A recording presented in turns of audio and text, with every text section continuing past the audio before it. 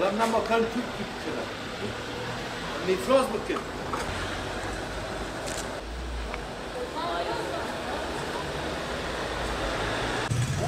yemiş de var.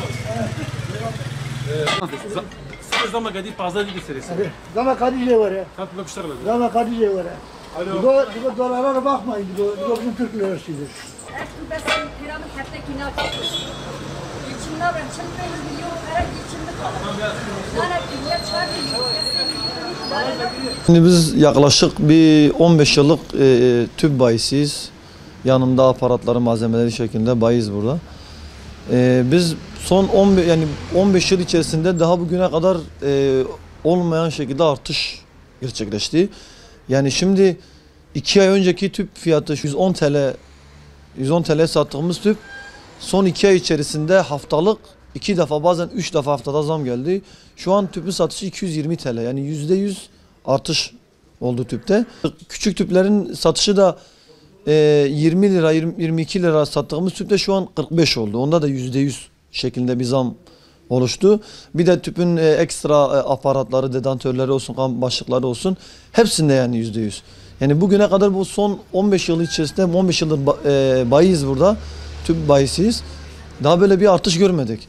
Yani müşteriye tüp getiriyoruz. Tüp fiyatı ne kadar diyor. Müşteriye tüp 220 diyoruz. Müşteri zaten tüp kullanan kesim hep fakir kesimdir. Tüpü kullanan hep kenar mahalledeki fakir kesimdir. Müşterinin evine defalarca tüp götürmüşüz. Fiyattan dolayı tüpü almamışlar. Bu geçen bayan aradı. Tüp fiyatı bu kadar dedim. Yani indirim yapmama rağmen de bayan dedi tüpü geri götür. Tüpü almadı.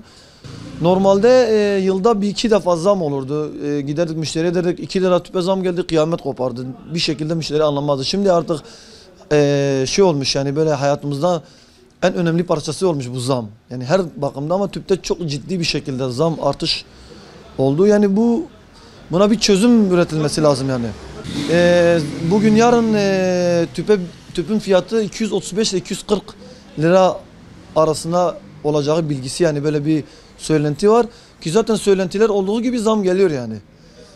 Yani o şekil yani bu iş yani bir çözüm şart yani bu tüpü kullanan hep fakir yani kenar semtteki millet yani çok zor durumdalar.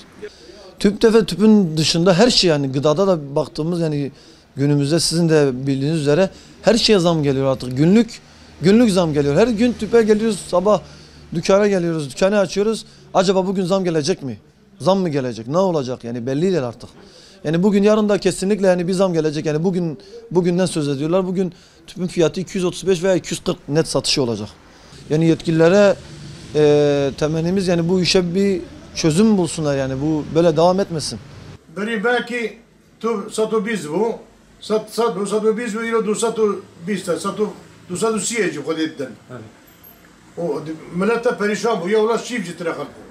الدولات خلقت بينا كل شحالي ده نخي دولات كوب كبير زمجيه يا ومرات خليها قد الشيب جتركو خلقو نا والله فيك تبليه دورا استنيه Yüzden ومن بريشان اجي شو İdara خلق السلام من الناس خلا نخشه çima من nabe pence ne karım olay malama da doğal gaz tıneye Veriye tıpa kulamıştık, krici mi?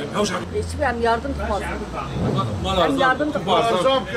Erzabık, Fadi Vekil ve Ceyran Amir, Fadi Vekil ve Abdi Cami sayısını 6 milyon artık. Kaçmış, hem sadece yardım tutmazdı ve krizi ne var milleti de kılas bütün beslenmek, mevcilmiş, idare kul nakil, akasa.